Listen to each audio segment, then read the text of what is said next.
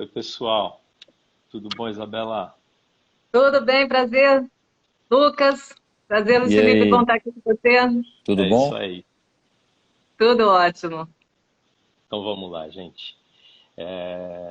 Bom, gente, antes de mais nada, eu queria agradecer a participação de todo mundo. A gente já, pelo que eu vi aqui, a gente chegou a bater 46, agora 45, é uma média bem legal.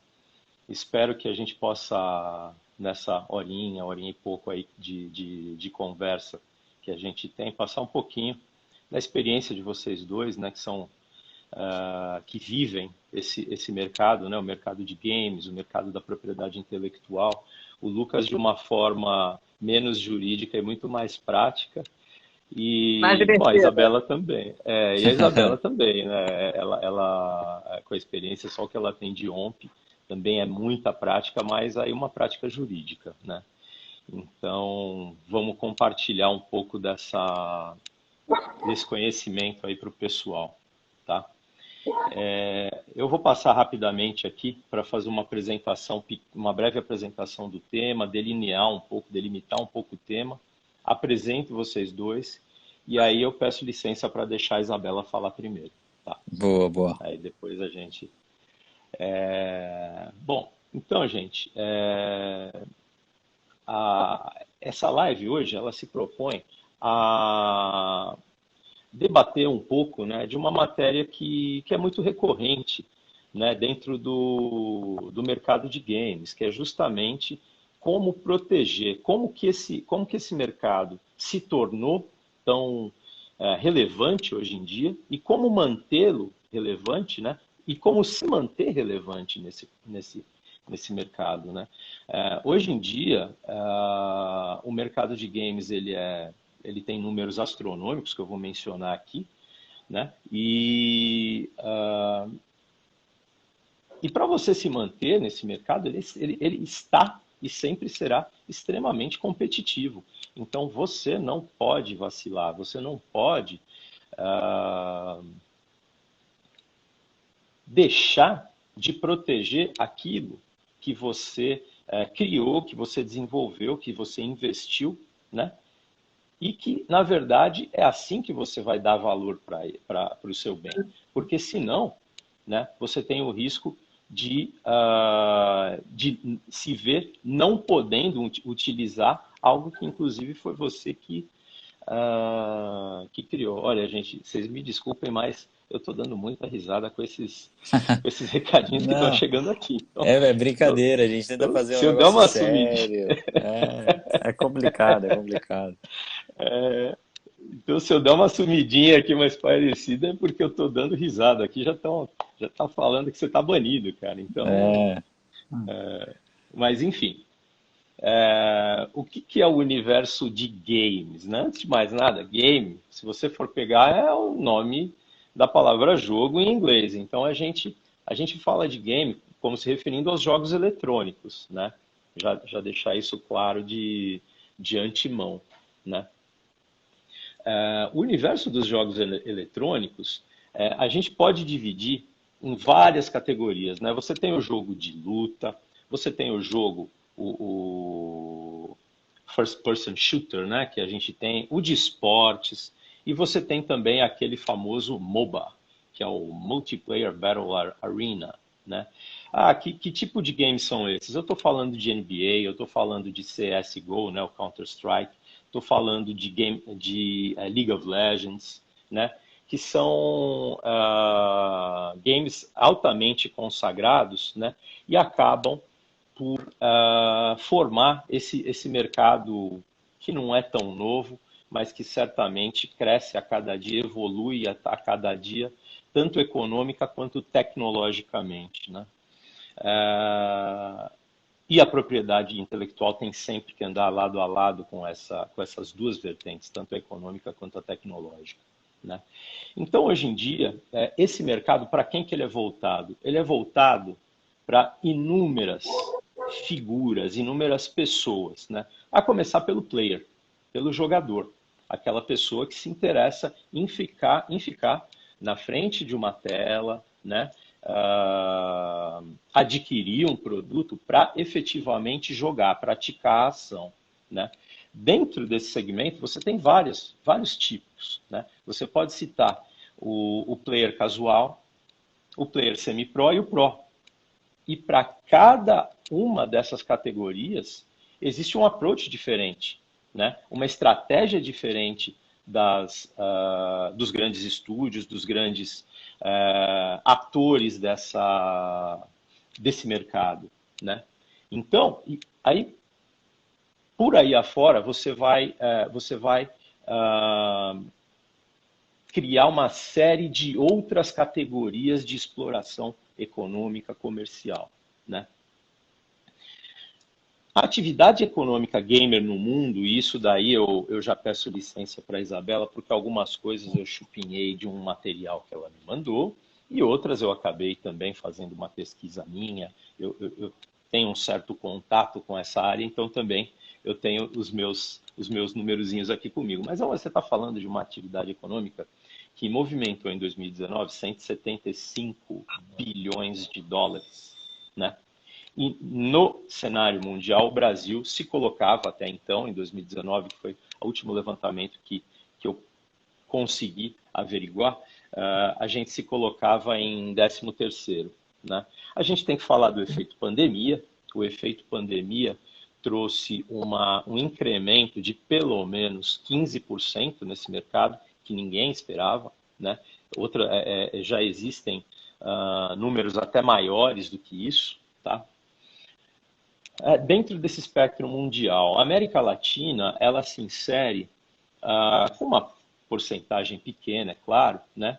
Mas mesmo assim significativa, tá? Nós falamos de um mercado de América Latina de 5,6 bilhões de dólares, né? E aí Brasil e México oscilando e disputando a primeira colocação aí nesse mercado, né? Com um belo gap em relação ao terceiro, quarto colocados, né? Brasil, né? Atividade econômica Brasil. A gente pode citar números na casa de 1,6 bilhão de dólares, né? Um crescimento anual de 30%, e essa informação foi a Isabela que me passou e eu fiquei altamente chocado, espantado com esse número, né? 30% ao ano. Quem não gostaria de crescer nesse patamar, nessa velocidade, né? E com um dado muito interessante que a gente também quer desenvolver aqui, né? Já que a gente está falando de geração de valor pela API no mercado gamer, a gente está falando de um mercado que só no Brasil tinha em 2019, 2020, 375 desenvolvedores de games. É muita coisa, tá? E esses desenvolvedores, eles são das mais diferentes características, desde aquele desenvolvedor fundo de quintal, né? Escuro do meu quarto, vamos dizer, até os grandes estúdios, né? Que desenvolvem no Brasil, adaptam para personagens brasileiros, né? E tem um mercado gigantesco por trás. É aqui que a gente quer chegar com a propriedade intelectual, né? A gente quer falar para esses 375 desenvolvedores e todas as outras pessoas que militam nessa cadeia econômica, né? O Brasil, né, também, dentro dessas pesquisas que eu pude fazer, é considerado o mercado mais fanático, né? Dentro desse espectro gamer, né? O Brasil realmente ele tem uma posição de destaque no que se refere ao fanatismo mesmo, mas principalmente Bom, agora me faltou o termo, vamos seguir em frente. Bom, dentro do mercado gamer, onde que entra a API? Né? Antes de mais nada, a gente tem que falar que dois segmentos muito importantes para esse mercado são tanto a API, a propriedade intelectual propriamente dita, quanto o direito de imagem, né? Nós temos muita exploração de imagem de pessoas A Isabela tem um discurso ótimo, excelente sobre tatuagens, e a gente não precisa ir tão longe para fazer a correlação, né? Personagens de celebridades, de pessoas famosas, são utilizados, são transformados, seja em avatares, seja na própria personificação virtual de uma pessoa em si, né? Como, por exemplo, um jogador de NBA, né? Então, a gente tem essa faceta de direito de imagem que a gente não pretende explorar aqui, e também falar exatamente, né, da PI, propriedade intelectual. E dentro da propriedade intelectual, aí sim a gente tem inúmeras subsecções, inúmeros segmentos dentro da propriedade intelectual a serem explorados. Eu posso citar patente, posso citar design, modelo de utilidade, né, de console, de joystick, por exemplo, joystick que era uma marca, né, o controle em si é uma marca até. E aí a gente vai para o direito autoral dentro do software, a gente vai para a marca, não tem nem o que falar, licenciamento e por aí afora. Trade dress, e por que não trade dress, né? Tanto da própria telinha que você cria, né? As facilidades que você cria, né? Aquilo que a gente chama de ambiente amigável, né? A jogabilidade é muito importante nisso daí, e você acaba também fazendo um trade dress, dentro dessa jogabilidade você acaba criando uma característica particular, né? Então, para falar a verdade, eu não quero me alongar aqui, e também tenho que passar a bola para os meus convidados. A única coisa que eu queria falar é que eu não pude pensar de PI para games é cultivar. Mas já o pessoal vai plantar chip. Tenho certeza disso. Tá? E a gente vai chegar nisso. Então, diante desse cenário, eu gostaria de fazer uma breve apresentação aqui dos meus convidados hoje. Tá? Então, eu tenho comigo, eu não vou falar doutora, né? Muito formal. Eu tenho comigo a Isabela Pimentel. Mestre Pokémon. Mestre Pokémon. Eu ia usar outro termo que eu vou usar aqui, mas tudo bem. A Isabela Pimentel, ela é conselheira da Organização Mundial da Propriedade Intelectual, a OMP, né? Que é, para quem não sabe, a OMP é uma entidade afiliada à Organização Mundial do Comércio, né? Ela atua já há mais de 17 anos, né? Acho que chega a 20, não sei. Que ela atua dentro da Organização Mundial da Propriedade Intelectual, a sede em Genebra, ela tinha uma atuação no exterior e agora, há 3 anos, ela está trabalhando no escritório brasileiro da Organização Mundial da Propriedade Intelectual, que é para poucos, né? Termos um escritório nacional representando aqui a OMP, né, significa a importância que o Brasil, com que o Brasil é tido no cenário internacional da propriedade intelectual, e ela está exercendo essa atividade aqui há 3 anos. Né? Também colaborou com a Academia da OMP, né, intimamente ligada ao estudo do tema, e com o Escritório de Cooperação com a América Latina e com o Caribe, também dentro do âmbito da OMP.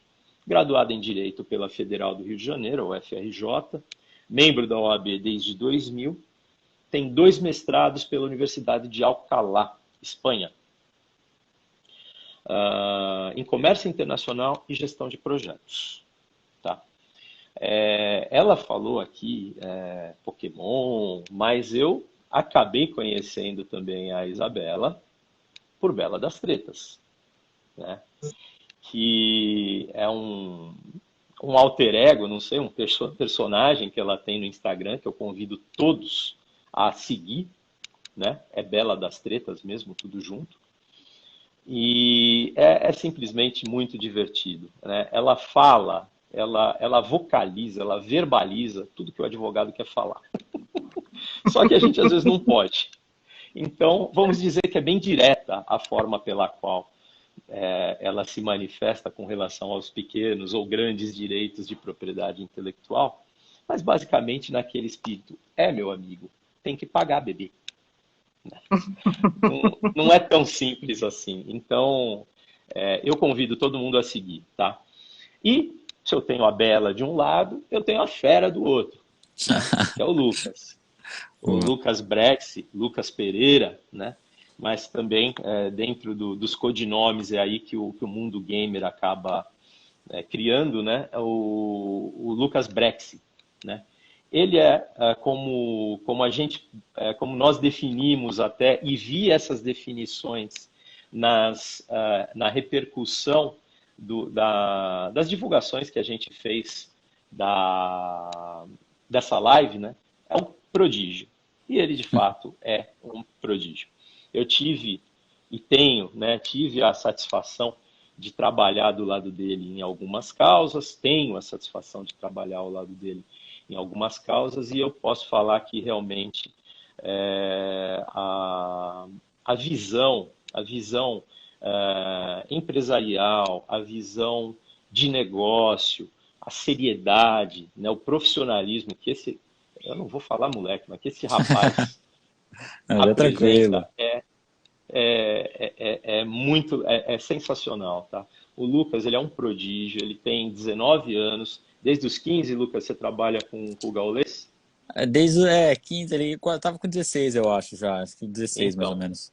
Então, estava no limiar ali dos 16 anos, e o maior streamer do Brasil, não sei se tem outro que seja maior também, mas se não é o maior streamer do Brasil, um dos personagens mais significativos do mundo gamer no mundo, que é o Gaules, né?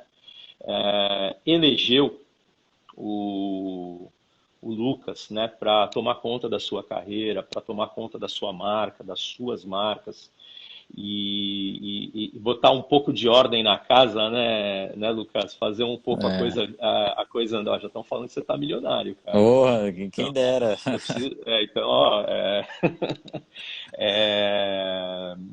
E realmente, cara, a gente pode notar profissionalmente que é um cara brilhante, é uma mente brilhante, e só faz crescer esse mercado, o profissionalismo que esse mercado merece ter, né? Ele gerencia a marca do segundo maior streamer do mundo, que é o Gaules, né? Vou deixar para vocês situarem quem é streamer, o que é streamer, etc, etc. E como último feature aí que o Brexit tem, é que eles conseguiram assinar um contrato muito bacana, muito inovador com a NBA, né, para poder se utilizar dos direitos de transmissão dela, né, pelo Gaules, né, que é uma coisa que inclusive até começa a extrapolar o cenário gamer, né? Então, um streamer, rapidamente, é um entertainer, né? Ele é um influenciador, ele é um entertainer, ele é uma pessoa que tem que ter uma mistura de influenciador de Instagram com Faustão, com Luciano Huck, né? Então, nesse cenário, cara, muito trabalho e muita competência para essas duas pessoas. Eu gostaria de passar a bola para a Isabela, fazer aqui as considerações dela, e desculpem pela extensa apresentação que eu fiz. Vamos lá. Obrigada, Luiz. Obrigada pela apresentação tão generosa. É um prazer, Lucas, te conhecer. Que honra. Eu estou pensando aqui as coisas que eu estava fazendo quando eu tinha 15 anos de idade, que por respeito à minha mãe que está assistindo aqui, eu não vou comentar. Mas, enfim, com certeza não estava ganhando meu dinheiro. Olha, parabéns, parabéns. Então, como o Luiz falou, eu trabalho na área de propriedade intelectual já tem algum tempo. E em 2018, eu tinha acabado de voltar para o Brasil, eu morei muito tempo em Genebra, e eu fui convidada para fazer uma apresentação sobre propriedade intelectual no México.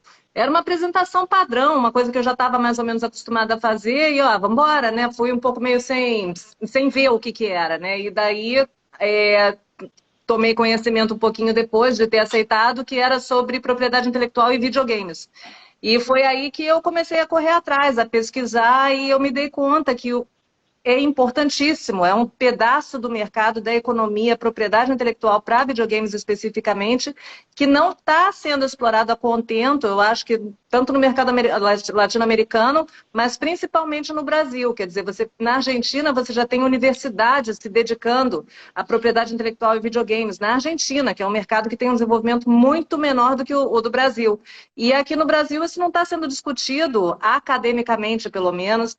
Pelo que eu tenho visto, não tem muita jurisprudência, não tem muitos casos que estão sendo discutidos ainda, né? Eu acho que os desenvolvedores, eu acho que é uma comunidade assim que eles meio que se conhecem, eles se respeitam, são muito camaradas, mas é um mercado muito grande. Se você vê, por exemplo, uma Nintendo, ela não chegou onde ela está contando com o cavalheirismo da concorrência. Então, isso é uma coisa que me chamou a atenção e por isso eu resolvi me aprofundar um pouco mais.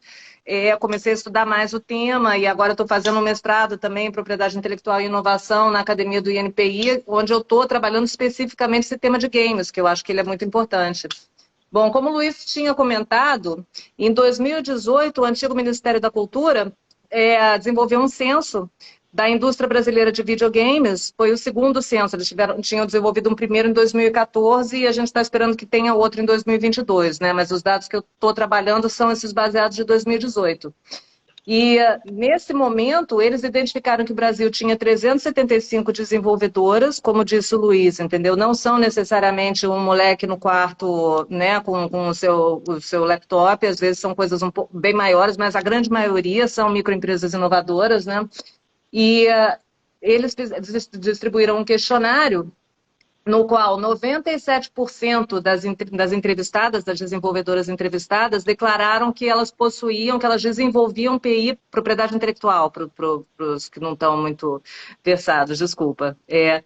97,9% dessas empresas desenvolviam propriedade intelectual própria. Mas, em 2014, 46% dos entrevistados declararam que eles tomavam medidas para proteger a propriedade intelectual. Quer dizer, 97,9% desenvolvem e só 46% que tomam algum tipo de medida. E em cima, esse número caiu em 2018. Ele caiu de 46,2% para 41,7%. Então, foi o que chamou mais a minha atenção, que eu comecei a estudar mais, até por isso, né? Quer dizer, o que está acontecendo? A propriedade intelectual, ela é um sistema conveniente para videogame? Será que é? Será que está faltando alguma coisa para os desenvolvedores? Então é um pouco isso que eu estou querendo pesquisar, que eu estou querendo explorar. Então, estou vendo que tem muito gamer aqui também acompanhando, então até ia ser legal se a gente pudesse, né, lançar um debate com relação a isso, né? Mas primeiro eu queria fazer uma introdução do que é a propriedade intelectual. Não sei se todo mundo conhece aqui, eu acho que a gente tem um público meio híbrido, né, também. Eu acho que tem gente aqui que pode sair para tomar um café, mas eu vou dar uma apresentação muito básica. Propriedade intelectual é tudo que vem da criação da mente humana. Palavra linda. Basicamente, são propriedades suas, mas que não são necessariamente um carro. Não são coisas que você toca, são coisas que você criou. Então, você, dentro da propriedade intelectual, você tem os direitos autorais, os direitos conexos, né, que são os direitos dos criadores e das pessoas que trabalham em volta dos criadores, e você tem a propriedade industrial. A propriedade industrial é o que você pode replicar na indústria. Aí a gente está falando de marcas, patentes, desenhos industriais, indicações geográficas e outros. E aí você tem uma terceira categoria, que são os sugêneros, que aí a gente não vai entrar no mérito, porque senão a gente ia precisar fazer um curso um pouquinho maior, né? Eu acho que a gente tem um limite aqui. Então, quando você fala de games, a primeira coisa que vem à cabeça, por incrível que pareça, é a marca, né? Antes até do direito autoral. Mas realmente, quando você pega uma caixinha de um videogame, você vai ter a marca do videogame, né? Vamos dizer, não sei, Call of Duty. E esportes, você por vai... exemplo. Ah, sim, entendi. Você tem o Call of Duty, aí você tem o desenvolvedor, que é o Activision, e você vai ter a marca do console com o qual ele é compatível, né? Se ele é compatível com PlayStation, se ele é compatível com Nintendo. Então, só numa caixinha você precisa conhecer essas três marcas para saber o que você está comprando, né? E aí você tem outras coisas, quer dizer, se você vai jogar num Switch, Se você vai jogar num PlayStation, se você vai jogar num telefone celular, você também precisa dessa tecnologia. Isso é a patente. E aí você tem o jogo em si. O jogo ele vai ter uma história, né? Ele vai ter uma narrativa, ele vai ter um roteiro, ele vai ter uma trilha sonora. Isso tudo é direito autoral. Aí depois você ainda tem, talvez, não sei, se você vai ver um Guitar Hero, por exemplo, aí você vai ter também questões de direitos conexos, né? Que são os direitos dos intérpretes. Exato. Aí é outra coisa que o Luiz falou. Você também, em videogames, você tem muitos casos, principalmente os jogos do EA, que eles estão utilizando imagens, né? Os direitos de FIFA, imagem por de um exemplo. jogador, de um atleta também, ou de uma personalidade, né? Naquele do. Eu não vou lembrar agora, que vergonha, aquele jogo que você sai roubando carro. GTA. O GTA. Tem um GTA específico do Phil Collins, por exemplo. Então você está lá jogando, você encontra o Phil Collins, você vai na casa dele, você vê um show dele. Isso tudo o Phil Collins teve que autorizar. Né? Então, quando ele autorizou isso, ele não autorizou de graça, né? Ele deu, assim, ele recebeu alguma coisa, né, pelo direito. Onde é que eu estou querendo chegar? Você pode ser um desenvolvedor que você vai fazer um joguinho na tua casa sem usar isso tudo de marcas e de compatibilidade, de direitos de imagem. Você vai criar o teu próprio ratinho que vai atrás de uma bolinha, uma coisa super simples. Mas ninguém garante que você não esteja infringindo o direito de outros. Então, mesmo que você não queira ter o seu, não ache interessante ter o seu direito protegido, ainda existe essa possibilidade de uma Nintendo ir atrás de você. E falando em Nintendo, eu tenho um caso que eu pesquisei, quando a Nintendo, isso já tem um tempinho, né? Quando a Nintendo lançou o Wii, Nintendo Wii, tinha uma empresa americana chamada iLife, coincidência, né? iLife. E essa empresa era uma empresa que desenvolvia equipamento para monitoramento de batidas cardíacas e sinais de vida de bebês. Então, era um aparelhinho que você botava no berço do teu bebê e você via como é que estava a temperatura, os batimentos cardíacos. E essa iLife, ela entrou com um processo em cima da Nintendo porque ela declarou que tinham 6 tecnologias que tinham sido desenvolvidas pela iLife que estavam dentro do Wii. Bom, aí começou todo um processo, levou muito tempo, claro, né? No final das contas, a Nintendo conseguiu provar que 5 daquelas tecnologias não eram o caso, né? Eles não estavam usando aquela tecnologia, mas uma eles não conseguiram provar. Então ficou constatada que teve essa infração de patente. A Nintendo teve que pagar $1 milhão para a iLife. $1 milhão para a Nintendo pode não ser nada, mas para um cara que está desenvolvendo, que está começando, que é uma microempresa inovadora brasileira, né? Então, existem todos esses componentes, que eu acho que é por isso que a gente tem que falar com os desenvolvedores, entendeu? Por mais que vocês... É chato, claro que é chato, é direito, né? Aquela coisa, mas assim, ele pode ter um viés, um ângulo também muito bacana também. A gente que é advogado, né, Luiz? A gente adora uma treta, então, né? A gente gosta de ir atrás desses casos e tudo, né? Então, realmente, né, tem muito dinheiro envolvido, tem muita controvérsia. É um universo assim que é bacana também, né? Mas assim, eu acho que principalmente quem está desenvolvendo, quem está jogando também, um gamer também, ele tem um streamer, ele também tem que saber né, onde que ele está pisando. No caso do streamer, por exemplo, né? De repente o cara está jogando ali e ele está usando uma camiseta de uma marca que ele não tem uma licença, uma camiseta dele, né, que ele comprou e tal, e que daí tem alguma marca aparecendo. Ele pode sofrer algum tipo de consequência por isso, né? E o cara simplesmente ele comprou uma camiseta, ele está usando aquela camiseta. Então, tudo isso eu acho que tem que ser levado em consideração quando você está usando a mídia social, quando você está divulgando o seu produto, né? No caso do streamer, o produto é ele mesmo, né? Então, tudo isso tem que ser levado em conta. Então, é por isso que eu não vou me estender muito, porque a gente já está passando. Eu vou passar direto agora para o Lucas, então. Mas só queria passar esse recado, assim, né, de uma forma muito resumida, muito pincelada, mas eu acho que depois a gente vai ter um tempinho, né, para conversar mais com o pessoal. Eu só queria fazer, aproveitando o gancho da Isabela, só queria fazer um comentário aqui, né, na questão também, eu não sei se no ano passado vocês se lembram, que foi até no Fortnite que estava uma febre tremenda, né, e o Fortnite continua ainda com muita popularidade, até uma live, até um show, né, daquele rapper Travis Scott, né, foi feito e foi a maior live de todos os tempos até aquele momento. Eu não sei se teve, mas assim, as possibilidades que esse mercado tem aberto são inúmeras. E é muito importante isso que você falou agora, Isabela, que é também, seja o streamer, seja o gamer, seja o estúdio, né? E aí você vai para agente, empresário, licenciante, licenciado, né? Conhecer os seus direitos e as suas obrigações, né? Para saber onde pode pisar e como deve pisar, para não ter um prejuízo, né? A gente sabe que fazer um investimento numa marca, né? Eu acho que essa tendência que você colocou de que 2018 tinha ocorrido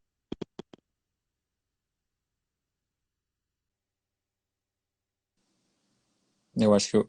no Ah, afã voltou.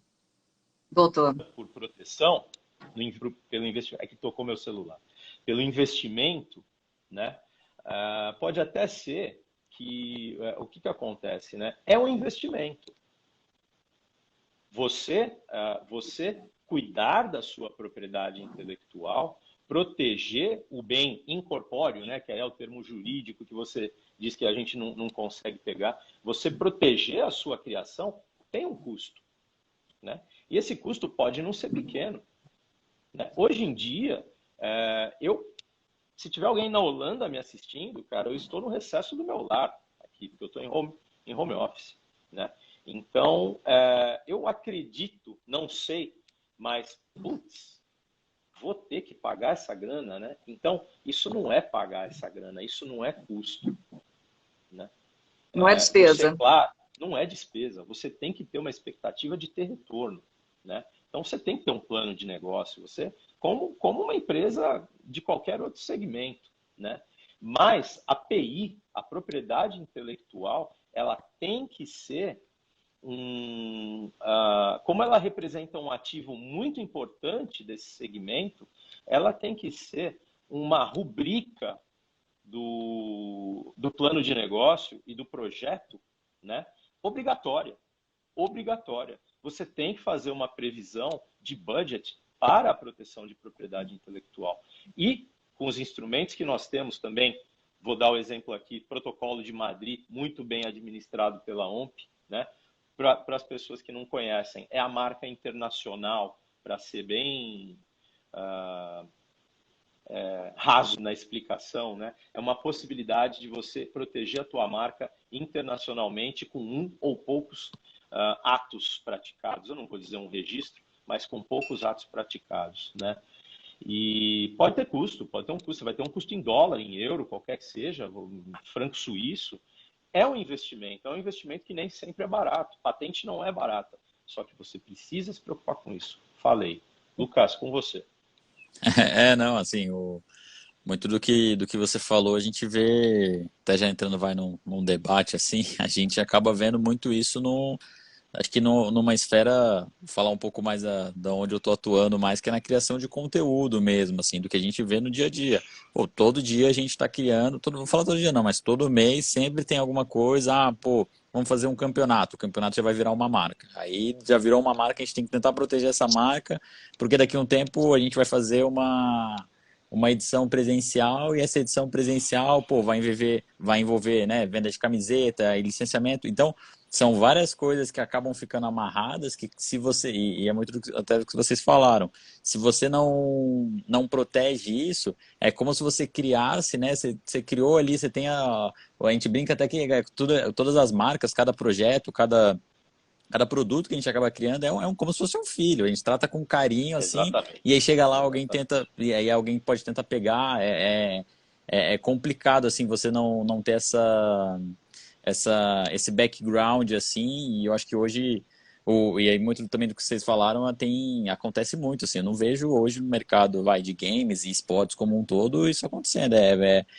Não vou dizer que que é um amadorismo, mas eu acho que talvez seja até uma ignorância, eu acho até. Tem muita gente que não conhece, que não se preocupa, mas, assim, o Luiz sabe aí, a gente já passou por poucas e boas até esse ano aí, de situações que aconteceram de tentar às vezes pegar uma marca que a gente tem. Então, são coisas que pode acontecer a qualquer momento, e aí você não está esperando, você vai ter um custo gigantesco, às vezes, para poder ir atrás e debater, e você não precisava daquilo, era algo que você poderia ter resolvido em um estalo de dedos. Hoje é muito mais É rápido, isso né? aí. Essa situação específica que o Lucas está mencionando, na verdade é aquela. Pô, Felipe, por que eu devo registrar minha marca, cara? E eu sempre devolvo a pergunta, por que não? Né? Não é um investimento, uma marca, vamos dizer, não é um investimento tão significativo assim. Quando você começa a multiplicar, né, como a Isabela bem colocou, a gente tem inúmeras formas de proteção necessárias dentro da propriedade intelectual.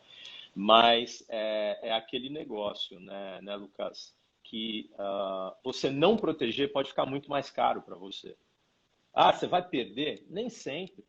Pelo contrário, pode ser que você consiga resgatar, se defender, se proteger. Só que você vai ter um caminho mais árduo, mais custoso e mais demorado, né? Então, é bem isso que o Lucas fala, uma solução relativamente simples para um problema grandioso e que vai te trazer enorme valor agregado, que é o que a gente está querendo explorar aqui, né? É. A gente tem que lembrar que a propriedade intelectual é uma propriedade, é um ativo.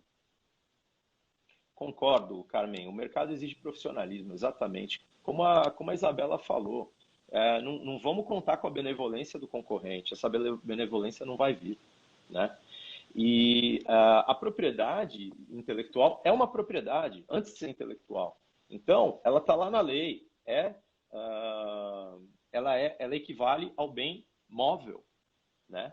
Então, você coloca no ativo da sua empresa, se você assim desejar, você valora a tua propriedade intelectual, você tem como precificar na hora de uma comercialização, seja por venda, seja por licenciamento, você tem como determinar um valor econômico para ela e ela pode e deve te dar retorno. Senão essa propriedade não está te servindo de nada, né? Ela exige utilização, ela exige exploração econômica, né? E por isso a gente acaba falando que, na verdade, é um passo que o empresário tem que ter, tem que enfrentar, né? Faz parte do profissionalismo, como a Carmen aqui citou, né? Faz parte da atividade profissional do empresário. Ele se preocupar com a geração de valor que o bem incorpóreo, a propriedade intelectual bem protegida, vai trazer para ele, vai devolver para a empresa dele, para o investimento dele, né? Lucas, deixa eu te fazer uma pergunta aqui. Opa, pode mandar. Como que você entrou nesse mundo gamer? Obviamente, você tinha seus 10, 12, 13 anos, se interessou. Como que você começou a trabalhar com o Gaules? Boa.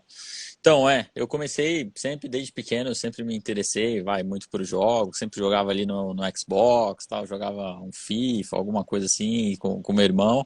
E aí acabei jogando e aí você vai entrando mais no mundo, né? Eu acho que todo mundo, né, acaba entrando, às vezes acaba jogando, e aí depois você acaba se interessando por pessoas que acabam criando conteúdo dentro daquilo, e aí essa pessoa ela vai te apresentar outras pessoas que fazem conteúdo sobre outro jogo, e aí a coisa vai indo e quando você vê, você já tá lá dentro, assim. Então, comigo foi muito assim dentro do mundo dos games, assim.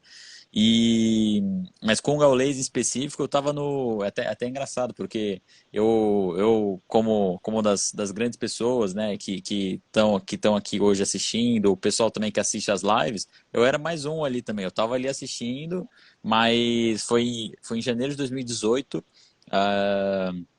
As lives estavam começando ali, tinham cerca de 150 pessoas mais ou menos, e aí eu sempre fui muito curioso, né? Sempre gostei muito de procurar saber um pouco, pelo menos, de cada assunto, né? Não, tem assuntos que, claro, que eu gosto de dominar mais, ter um nível de conhecimento mais avançado, mas eu gosto de saber pelo menos o básico sobre tudo para eu poder discutir, debater e etc. E foi muito disso, essa questão das lives. Eu estava entrando ali no mundo, estava começando a entender como a plataforma funcionava, como que era o mercado, e aí eu vi que ele também estava começando, e eu gostava já muito dele, já acompanhava no YouTube, e aí eu falei, pô, preciso... eu vi que ele estava com dificuldade, falei, bom, eu não entendo, mas eu acho que eu consigo ajudar. Então comecei a pesquisar, comecei a aprender muita coisa, e comecei a ajudar no chat, né? Então... Eu basicamente era uma das pessoas que estava ali no chat e aí me ofereci para poder ajudar ele e as coisas foram, a gente acabou ficando mais próximo, as coisas foram indo e aí tô trabalhando com ele desde janeiro de 2018, estamos juntos aí. Legal. Olha, cara, todo mundo cobrando os galpoints aí, viu? Então, Isso é vai complicado sair porque caro para você, viu? Vai sair caro para você. não, isso é até legal porque assim, a gente falou até da questão de hoje, falei um pouco até da criação de conteúdo, mas hoje você tem, cara, propriedade intelectual em tudo. Você vai criar um jogo, o seu bonequinho, o personagem que você criou do jogo ali, cara, ele já vai virar provavelmente algo que vai ser licenciado, que alguém vai poder pegar, copiar e colocar em outro jogo. Então a coisa se desenrola de um jeito assim muito grande. E aí até brincando assim, porque hoje a gente tem várias marcas, né, dentro do como um todo. A gente tem campeonatos que a gente cria e a gente acaba fazendo que são campeonatos, que são marcas. A gente tem marca de roupa, ou marcas de outros streamers. Então a gente acaba tendo um ecossistema muito grande. E os galpões assim é engraçado porque a gente acabou criando meio que um programa de fidelidade até assim que é algo bem bacana. Só para explicar também para quem não conhece aí, vai parecer que eu sou caloteiro, vai falar, pô, o que é isso? O Lucas tá aí, tá Para mim devendo. está parecendo que você está pagando para as pessoas assistirem a tua live. Então, pode ser também, pode ser várias coisas, mas assim, só explicando, como um todo, é um sistema de pontos que a gente tem, que é como se fosse um clube de fidelidade. Acho que da forma mais fácil, é um clube de fidelidade. Você assiste a live, você ganha pontos, e esses pontos você pode trocar por benefícios e produtos. Então, e a gente chama de Gal Points, né? Então, eu acabo cuidando muito desse sistema como um todo, então a galera acaba sempre aí cobrando, então, em qualquer oportunidade, na rua, aqui, é uma delícia. E é isso que é legal mesmo. Só para a gente entender, como a gente mencionou, né, a gente tá dedicando um pouquinho mais de atenção aí ao streamer, né, que eu acho legal também dessa live que a gente propôs, que é sair um pouco do lugar comum, né, do estúdio que processa ou que ele tem.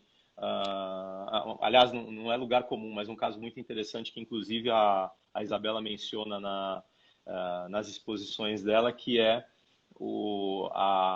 acho que a Fender ou a Gibson processando a. É a Gibson, né? Que A processa. Gibson. Agora me faltou o estúdio por causa do formato do Activision. console, né? Do Guitar Hero, né? Então, pô, é muito interessante. A gente começa a falar de skin, começa a falar, sabe, de arminha, né? É um mundo que os valores astronômicos que as armas acabam obtendo, e aí no Rainbow Six tem uma regra específica para a arminha que não pode trocar, já no CSGO tem um mercado aberto, né? Eu não conheço tanto assim, Não. mas, cara, umas histórias malucas que a gente Hoje, acaba ouvindo. Hoje a gente tem assim, que são itens cosméticos até no jogo, assim, né? Que você pode ter. Você pode comprar ali itens cosméticos que não vão te dar nenhuma habilidade específica, mas elas vão ser itens ali mais decorativos e etc. Então, acaba que esses itens, pelo menos cada jogo geralmente trata de uma forma, mas o CSGO em específico, ele acaba tendo um mercado aberto, de certa forma. Então, você consegue vender para uma outra pessoa pelo preço que você quiser, né? E acaba tendo um mercado aí e as skins, os itens cosméticos, eles têm preços aí absurdos, assim, coisa que você compra um carro, tem gente que compra uma casa Então, com... é o que eu tenho visto. E como é que se concretiza o negócio? Tem meio de pagamento também no. Então, Porque assim, geralmente... se eu fala, quero fala. comprar uma skin, eu pago para o estúdio, beleza. Eu tenho meu cartão cadastrado. Agora de uma pessoa para outra. Então, geralmente a plataforma acaba, ela é o intermediário no meio do caminho, assim, então ela acaba cuidando de toda essa transação. Tá. No CSGO, então você acaba, basicamente você paga para Steam, que é a plataforma, que é da Valve, que é a própria desenvolvedora do CS também, então você paga para a Steam pega e repassa esse dinheiro pro usuário que fez a venda. Mas acaba que, se eu não me engano, acho que tem uma taxa até que eles acabam cobrando. Então eles monetizam isso aí também, eles cobram uma taxa ali por estar fazendo a transação e aí tem alguns limites de quanto que você pode, né, acabar vendendo, de qual a quantidade, qual a frequência, porque senão você acaba criando um mercado onde as pessoas vão transacionando e você perde o controle, né? Então eles acabam limitando com algumas regras e tal, então tem muito disso. Tá certo. A Roberta Drabli, ela levantou aqui uma questão muito legal, que são grandes marcas criando acessórios para games, né? A gente também, né, Isabela, no pré-aquecimento que a gente teve aqui, a gente falou da Hammer, né? Uhum. Assim, cara, o teu personagem tem uma bolsa Louis Vuitton? Sim, sim, essa bolsa Louis Vuitton tem que ser autorizada pela Louis Vuitton, eventualmente criada pela Louis Vuitton. Aí já começa a falar da tal da Beijão para higiene Beta, beijão lá. para Carmen também, que eu estou vendo que elas estão Aproveita. falando aqui. Então Não, é bem inclusive, essa. não quero falar besteira porque eu não lembro o nome do game, mas eu fiquei sabendo a semana passada que a Gucci licenciou um NFT para um game para você ter a bolsa virtual da Gucci por $4.000. Eu ainda NFT, perguntei, mas isso dá exato. direito a ter a bolsa física? Não, é só a bolsa virtual. Por $4.000, né? E você recebe um NFT para você ter. Então, quer dizer, de qualquer forma, tem aquele valor que é agregado, né? Você não está comprando aquilo só para, né, para o teu personagem, para o teu avatarzinho ter uma bolsinha. Isso você pode revender depois, né? Sendo um NFT, estão criando escassez e tudo. E aí tem esse outro caso também, né? Dos NFTs que estão entrando agora no videogame, que agora tem games com NFT também. Então tem todo um outro universo. E também tem um universo que daí já, eu não acho que seja tanto problema do gamer, mas é o user-generated content também, né? Você tem modes cada vez mais elaboradas. Esses dias o meu filho estava assistindo uma mode que é do Among Us, perdão, onde os personagens eles tinham usado Teletubbies, né, para fazer os astronautazinhos do Among Us. Então, quer dizer, isso pode gerar um problema para a desenvolvedora do Sem Among dúvida. Us. Eu acho que não é para o gamer em si, né, mas eles estão colocando o Teletubby, que é licenciado da BBC, dentro de um outro, né, ambiente, de um outro formato. Então, tudo isso eu acho que está gerando muito campo para discussão, né? Eu acho que esse é um universo que está crescendo cada vez mais também. A gente cada vez mais vai ter discussões, vai ter tretas em cima disso e a gente tem que acompanhar mesmo, né? E eu acho que sempre. Não estou dizendo para perder a diversão, que a gente ficar que coisa chata, né? Vai ter que ficar, né, registrando marca, verificando licença. Não é bem isso, né? Mas eu acho que a partir do momento que você vai se beneficiar comercialmente de alguma coisa, você vai lucrar com isso, é sempre bom conhecer, né, o que está por trás, né? Conhecer qual é o risco que você está tomando também, né? E Exatamente, onde como que você você está pode pisando. potencializar também. É, É isso aí. Porque também você pode você pode estar sendo alvo, mas você também pode querer atirar, né? Pô, sacanagem. Estão usando o meu bem de uma maneira irregular, de uma maneira não condizente com o que a lei exige e permite, né? Lucas, uma pergunta assim, como que é a geração de valor para o streamer? Então vamos lá. O streamer começou como um entertainer, né? Ele narrava o jogo e a partir daí, o Gabriel Paz está esclarecendo que é Gucci com um jogo Tennis obrigada. Clash. Obrigado, cara. Então, tudo começou com o quê? O Gaules tinha, sei lá, que nem eu estou aqui agora com 35 pessoas, já chegamos a mais de 50. O Gaules, ele comentava o jogo, ele dava dica do jogo, ele Uhum. ensinava o jogo. É, E não, continua, por pode favor. terminar, pode terminar. Não, e aí eu quero saber, porque aí disso, né, o streamer passou a ser um influenciador. Então ele tem uma responsabilidade social, né? Ele não pode simplesmente recomendar qualquer marca, ele não pode recomendar qualquer atitude, porque ele é seguido, né? E como a gente falou, o Brasil é um dos mais fanáticos do mundo, um dos mais calorosos do mundo, né? É uma adesão muito... Então, como que é também essa parte, né, da diversificação desse mercado do streamer? Pô, então, acho que assim, começou, você tá até o exemplo do próprio Gaules, assim, mas eu vejo muitos outros streamers também que acabam seguindo, e muitos outros criadores até de conteúdo que acabam seguindo muito essa linha. No começo, lá em 2018, a gente não tinha, um exemplo bem legal disso é que a gente não tinha direitos de transmissão para passar outros campeonatos de Counter-Strike. Então, ele não tinha... A limitação da criação de conteúdo ela era grande, assim, ele mais jogava, ele mais mostrava ele jogando o jogo, conversando, brincando com os amigos e tal. A gente não tinha capacidade ainda de comprar direitos de transmissão e de monetizar até em cima. Então, com o passar do tempo, as coisas foram crescendo e aí hoje, desde 2019, se não me engano, ou 2018, acho que 2018 a gente não chegou a comprar, acho que no início de 2019 a gente comprou o primeiro direito de transmissão, né, que aí, pô, tem todo um contrato entre a organizadora, que é dona da propriedade, e aí a gente tem todo um cuidado com uma marca que você tem que ter, e aí a gente acabou comprando os direitos de transmissão. E aí, claro, em cima disso a gente pode monetizar também, gerar receita e por aí vai. Essa é uma das formas, né? Você, principalmente que funciona pra gente, assim, que transmite bastante um conteúdo competitivo, né? Então, quando você está falando de conteúdo competitivo, você acaba ficando um pouco limitado a campeonatos. Mas a partir do momento que você começa a falar de o entretenimento no geral, jogos como um todo, e até vídeos no YouTube, por exemplo, a gente vê muitos casos de, por exemplo, streamers que acabam reagindo a vídeos no YouTube, mas eles não têm essa autorização para poder reagir, né? Você não pode monetizar e comercializar em cima daquele conteúdo, porque aquele conteúdo não é seu, aquele conteúdo é de alguém e alguém tem os direitos daquilo.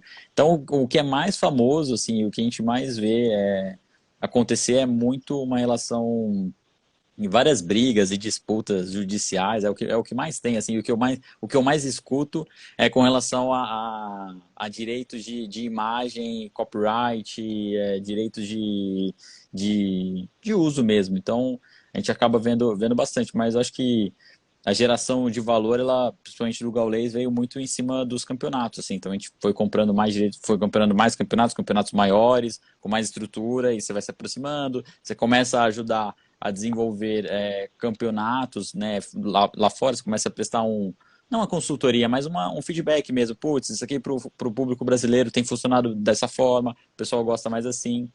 E aí eu acho que conforme as coisas vão acontecendo, você começa a ter uma parte proprietária também.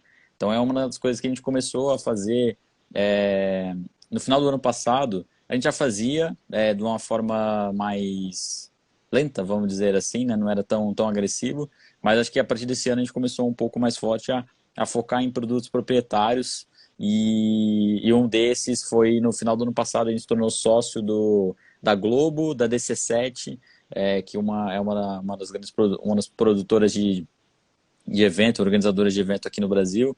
E assim, a gente como Emerald Company, a gente acabou se juntando, compondo uma sociedade, a gente anunciou o CBCS, né, que é o Circuito Brasileiro de Counter-Strike. Então acaba que tem toda uma infraestrutura para a gente poder gerar valor e gerar, né, uma estrutura legal para os... acaba sendo algo proprietário, né? Então entra muito daquilo que a gente estava falando, de proteger a marca, de zelar. E necessariamente em parceria com o estúdio, né?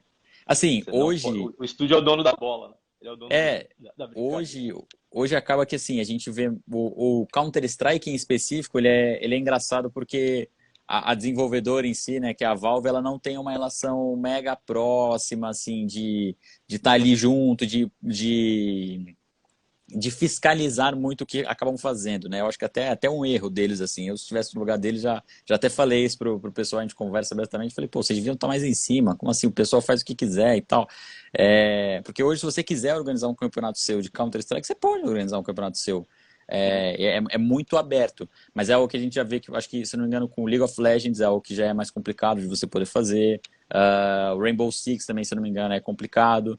E aí o ano passado, até lembrei de um outro fato que foi legal, foi a primeira vez que uma empresa brasileira conseguiu fazer um campeonato autorizado pela Valve, pela desenvolvedora do jogo. Então a gente fez que foi até um qualificatório para o Mundial deles.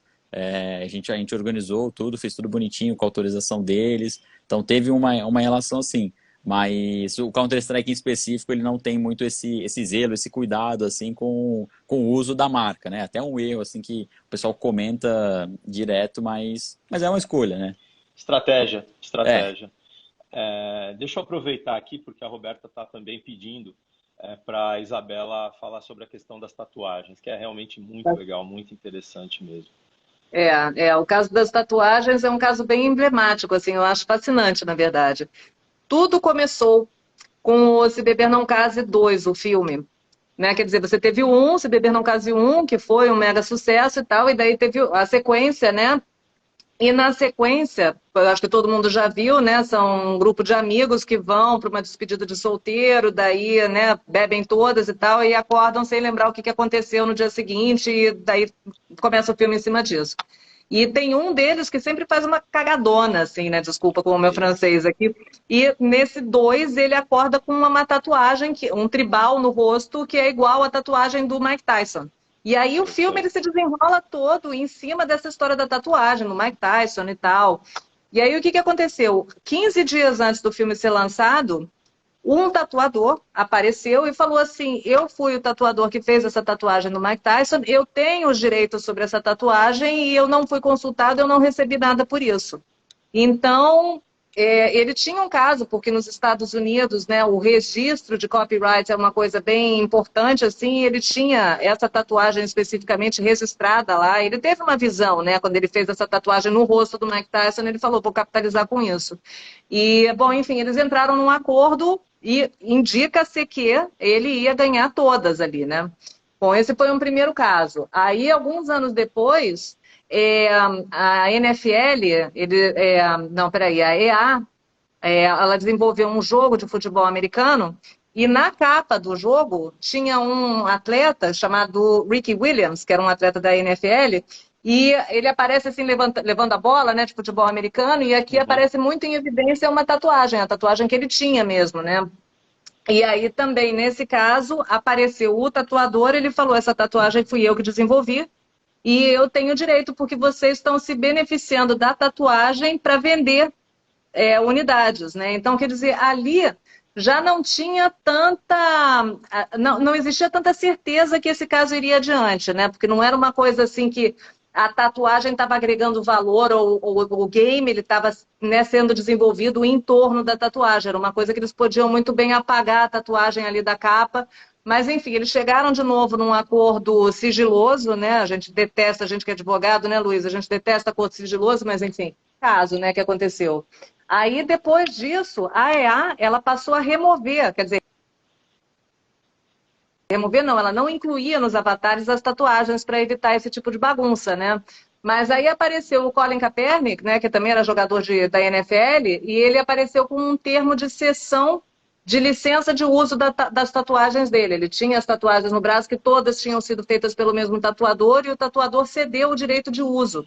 Então eles começaram a trabalhar com isso, né? Então eles exigiam dos atletas que eles apresentassem uma cessão de uso em troca, né?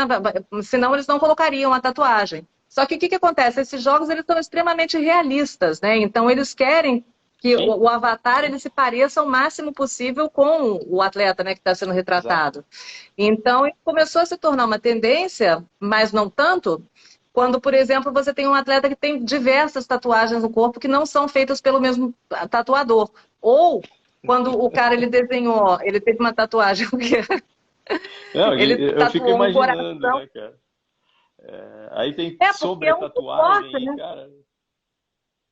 Porque o que acontece? Quando foi criada lá a Convenção de Berna, no final do século XIX, obras, expressões de arte, elas eram fixadas em tela, em papel, em suportes assim. Mas aí quem é que ia imaginar que as pessoas iam começar a desenhar Hoje eu estava andando na rua, tinha uma menina com uma Tarsila desenhada, tatuada assim nas costas. Deu vontade de perguntar assim, vem cá, você tem a licença da Tarsilinha?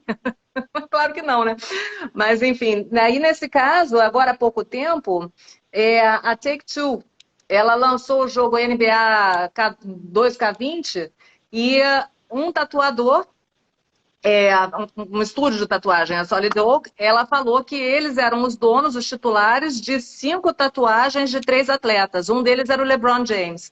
Só que o que acontece? O LeBron, ele tinha desenhado, por exemplo, não lembro, um coração com esse estúdio, depois ele foi para outro estúdio e eles desenharam umas chamazinhas em volta do coração. Aí depois ele foi para o outro que desenhou um número em cima do coração. Então, né, quem que era realmente, Não, né? e aí, Hã? tem um problema de integridade da obra também agora? Já teve, já teve, já teve. O Não para tatuador vai falar, videogame. não, Não para nossa, videogame, mas teve uma senhora que quis remover uma tatuagem que tinha alguma coisa a ver com o ex-namorado e o tatuador se opôs. Ele falou que ela não podia fazer isso. Imagina você passar a tua vida com o nome do teu ex-namorado, porque o tatuador não deixa, né? Mas, enfim, até nisso a gente tem que ter um certo cuidado, né?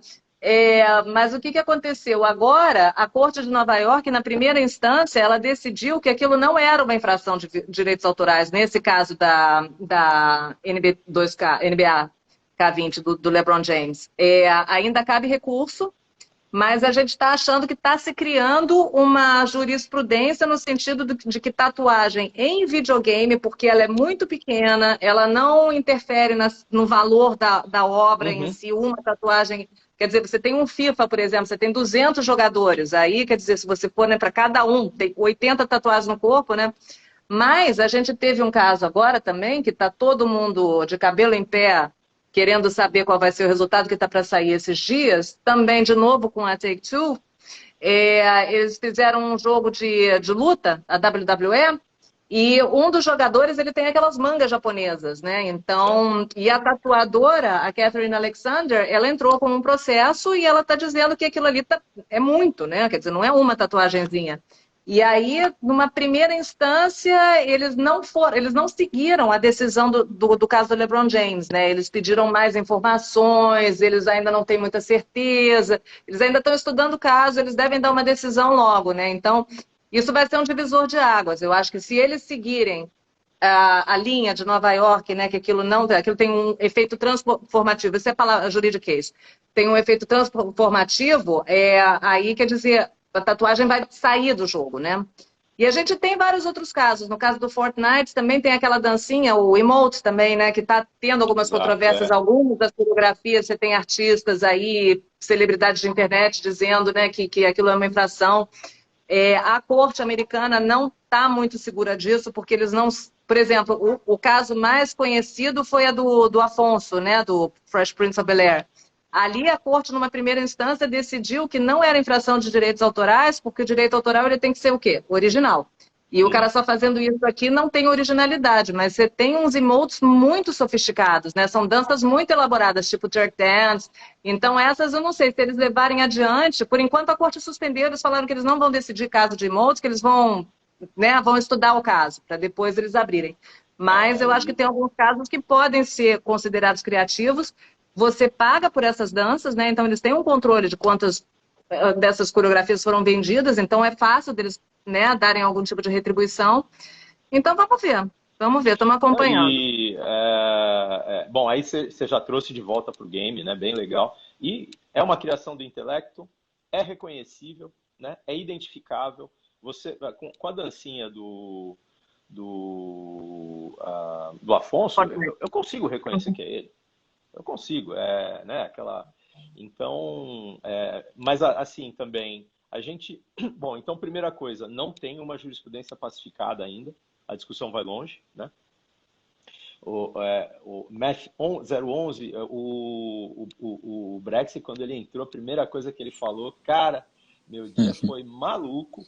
Então, Eu só levantei da até deu uma cama. sentada nesse cabelo, para falar a verdade, né? Eu fui. Tá puxado, não consigo ir cortar o cabelo, tá complicado. Tá certo. Mas o que eu queria dizer? Então, primeiro, não tem uma jurisprudência pacificada, e me perdoem os gamers, mas aí a gente está falando um pouco de juridiquês. Em segundo lugar, temos que ser realistas, né? Existe o direito autoral de tatuagem, né? Que agora me passou o Gabriel Paz. Sim, existe direito autoral para tatuagem, como existe direito autoral, um caso que eu estudei quando eu fiz o mestrado, que e que é extremamente relevante, que é para design de campo de golfe, né? A arte e a tecnologia e o conhecimento envolvidos no desenvolvimento e no design, né? Nos primórdios do desenvolvimento de um buraco de golfe, de um campo de golfe, né? Dificuldade, posicionamento, angulação, vento. Então, o próprio design em si, né? Então, também tem direito autoral, se você for ver, até em campo de golfe, né? Quanto mais enquadra, né? A gente não está entrando no mérito da reprodução da quadra da TD Arena, lá do Boston Celtics, né? Que inclusive usa a marca, né? Fora toda a arquitetura, né? Então a coisa vai muito longe e ela é detalhista mesmo, né? Também teve uma outra pergunta aqui do X Giovanni SX, né? Streamer iniciante, desenvolvedor de jogos, como e onde posso buscar mais conhecimento? Cara, você já acho que não era da tua época um sticker que tinha consulte sempre um advogado, né? Da OAB. Você tem que falar com quem conhece, tá? Então, eu acho que a primeira coisa, você tem como buscar muito conteúdo, muita informação na internet para algo básico, para ter um beabá do negócio. Agora, quando você for ter que analisar um contrato, ter que sair para o mercado, né? Dar um passo que seja relevante para a tua carreira, busca o profissionalismo, é isso que eu falo, tá? Pega uma opinião, ou então vai se associar a um estúdio, ou a um time que já tem uma tarimba, né? Agora, você começar do zero, se expor, tudo, você tem que pensar duas vezes antes de... É isso aí, Carmen. Você tem sempre que... assim, você está sozinho no barco, o teu risco é maior. Se você está com mais gente no barco, o teu risco fica diluído. Isso é matemático, né? Então, ao mesmo tempo, se você está no mesmo barco com gente que já passou por isso, melhor ainda. Porque as pessoas, espera-se, as pessoas vão ter a noção do que fazer para não mais correr aquele risco ou minimizar aquele risco, né? Então, cara, é se aprofundar no conhecimento e às vezes sim, por que não, né? Se é teu grande momento, e a gente sempre espera isso, consulta um advogado especialista, né? Como a gente Mas tem tem falado cursos aqui. também, tem cursos gratuitos, inclusive, para você ter noções gerais de propriedade intelectual, para saber até, por exemplo, alguém aqui falou, nem sabia que tatuagem dava direito autoral. Às vezes as pessoas, por desconhecimento, né? Então, o INPI e a OMP, eles têm um curso básico de propriedade intelectual de 6 semanas de duração. São Em PDFs, ele é português, né? gratuito. Em Tem em português. português também. E o de português é até melhor porque ele também está customizado para a legislação brasileira. Então, eles dão aqueles conceitos gerais, assim, mas eles falam, no Brasil funciona assim. Então, também tem outros centros, assim, né? Mas aí, às vezes, são cursos pagos, aí não sei. Agora, a OAB de Guarujá, você quer falar um pouco Sim. sobre isso, desse curso? Vai começar agora, não sei se ainda tem vaga, né? Mas é o Não quê? tem, está R$ 100, né? esgotada. Está esgotada. Ah, Inclusive, temos alguns professores que aqui bom, né? nos prestigiando também. Está esgotada. Está esgotada. E, inclusive, já fica a dica para a Soraya aí, para ela aumentar a cota dela lá no Zoom, porque 100 pessoas já não está dando mais. E segue essa conta aqui, a Liga Nacional de PI, porque eles também divulgam cursos e eventos também na área. É isso aí. Obrigado, Isabela. Aqui tem uma pergunta Soraya, do depois a Gabriel gente Paz. acerta aí. Já esgotou, já era. O Gabriel Paz está fazendo, se eu pintar uma obra em uma parede, também posso sofrer um processo por direitos autorais? É possível. Pintando em cima de outra? Não, vamos supor, se seja na parede do seu quarto, né, para uso não comercial, dificilmente, cara. Agora, se você reproduz uma obra dos Gêmeos no seu bar, sem dúvida nenhuma, você vai poder enfrentar um grande problema aí, né? Na plataforma da ESA, desculpa. Então, também já estão pedindo aqui lista de espera do curso, a Thaís Filgueira está agora na passamos dos galpões agora para a vaga no curso, vaga viu? do curso E a Soraya, aí. podem falar com ela aí. Legal, cara. Mas é muito importante, eu acho muito legal o que a gente mais expôs aqui, né? Tanto do lado... Merchan, Coni. Prazer em tê-la aqui com a gente. Coni, linda. Minha orientadora querida. Privilégio, exatamente. Deveria estar aqui, não no meu lugar, porque eu sou um mero mediador, né? Deveria estar dando aula aqui. Sempre. Mas eu acho muito legal e que a gente pode tirar de tudo isso que a gente está vendo aqui até onde vai a criatividade. E a gente não tem como prever até onde vai a criatividade, né? A Isabela, tanto aqui quanto no Bela das Tretas, ela traz casos interessantíssimos, sempre com uma linguagem muito leve, muito acessível, né? Bem direta mesmo, né? Que eu falei, é aquilo que o advogado adoraria falar, mas não pode, né? O Lucas aí dando apoio dando esse suporte pro Gaules, né? Pro nosso grande streamer, também diversificando ao extremo até onde a atividade do streamer tem ido, né? Que quer queira, quer não, é uma atividade que vem, eu não posso dizer a reboque, mas é uma atividade que é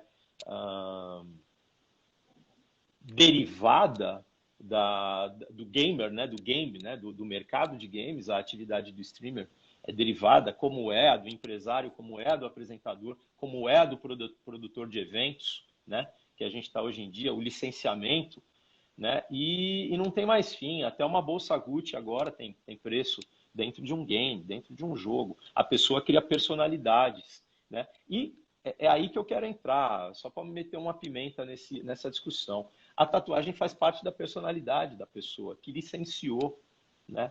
Ela é um diferencial. Até onde o tatuador tem direito, né?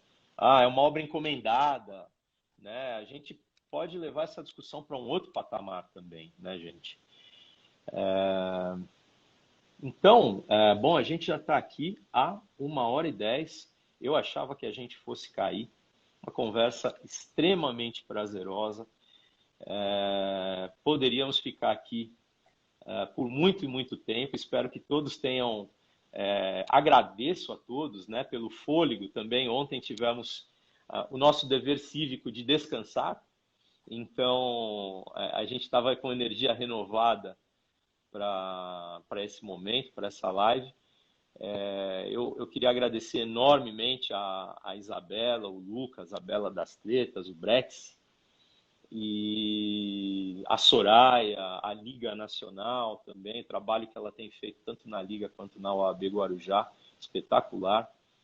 E, bom, convidar vocês a seguir realmente, como a Isabela deixou claro, seguir a Liga Nacional, seguir a OMP, né? Se informar, fazer os cursos.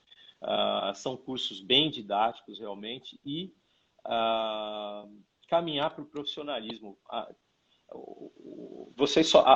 Você criador, você desenvolvedor, né? Ou que está militando nesse meio dos games, você só tem a ganhar. Vocês podem ter certeza que vocês só têm a ganhar, tá?